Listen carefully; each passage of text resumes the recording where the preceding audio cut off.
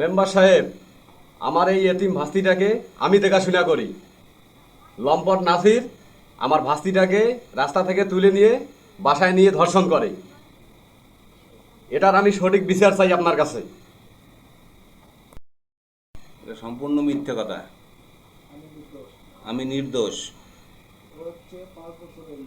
ও হচ্ছে 5 বছরের মেয়ে, সম্পর্কে আমার নাতিন হয়।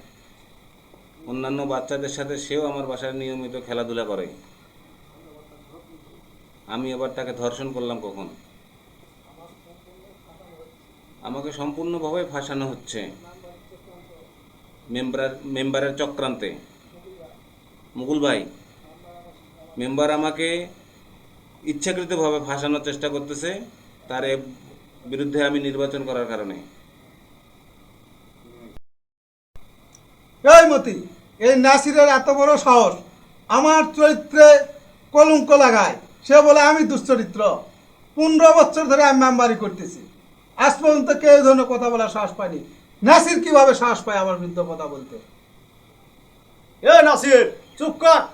মেম্বারের নামে অপবাদ দিচ্ছিস কারণটা কি? চুরের মায়ের বড় গলা, তুই নিজেই অপরাধী এখানে, আর মেম্বারের নামে অপবাদ দিচ্ছিস। মতি শোন, এটা গ্রামের বিষয়। যেহেতু মেয়েটা এতিম, হ্যাঁ। চাচার কাছে মানুষ, এটা ধর্ষণের মামলা। চাই না যে এই বিষয়টা উত্তরদেশ গ্রামে সরে যাক, থানা পুলিশ হোক, কারণ মেয়েটা ভবিষ্যতে বিয়ে দিতে হবে। ঠিক বলছেন মেম্বার। এই জন্য নাসির অপরাধী।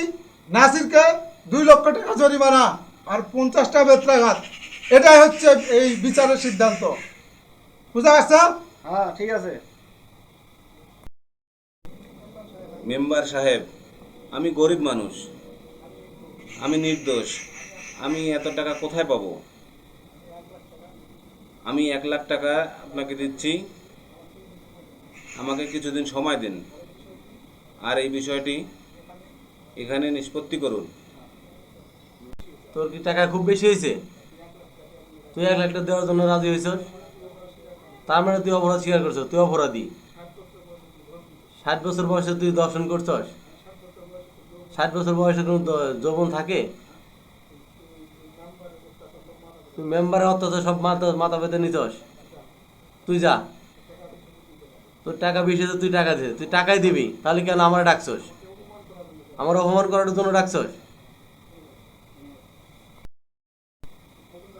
হ্যাঁ মুকুল ভাই, এখন আপনি পরামর্শ দেন, আমি কি করব? আপনার পরামর্শ মতোই চলবো, যেহেতু আমি নিরপরাধ। এই অত্যাচারী মেম্বারের আর কোনো অত্যাচার মেনে নেওয়া যাবে না।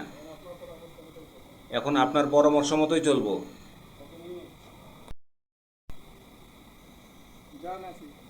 যা নাসির, তোর কোনো টেনশন নাই। আইন আদালত সব আমি দেখবো, তোকে ছাড়ানোর ব্যবস্থা আমি করব।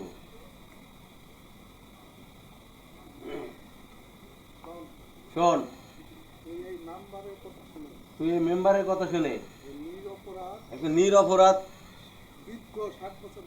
বৃদ্ধ 60 বছর বয়সের মানুষের মিথ্যা ধর্ষণের মামলা দিতে চাস? যা, তুই মামলা কার কোর্টে গিয়া।